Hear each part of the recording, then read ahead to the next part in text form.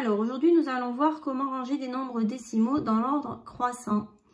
Donc ici, on remarque que tous les nombres décimaux ont la même partie entière. Donc pour pouvoir les comparer, il faut regarder la partie décimale. Donc la partie décimale, on regarde chiffre à chiffre.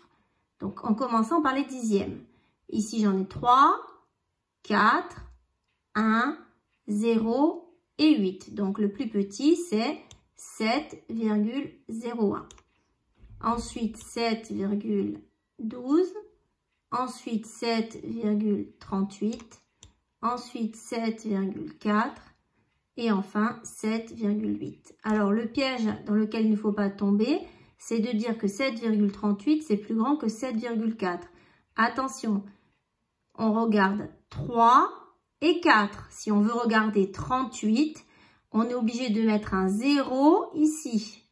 Parce qu'on peut comparer la partie décimale que si il y a le même nombre de chiffres. Ensuite, si on compare maintenant les nombres décimaux pour les ranger dans l'ordre décroissant. Alors, dans ces nombres décimaux, on remarque que la partie entière n'est pas la même. Donc, le plus grand va être celui qui a la plus grande partie entière. Donc ici, la plus grande partie entière, c'est 42. Or, ils sont deux à avoir 42 en partie entière. Or, ici, j'ai 8 dixièmes et ici, 6 dixièmes. Donc, le plus grand, c'est 42,8.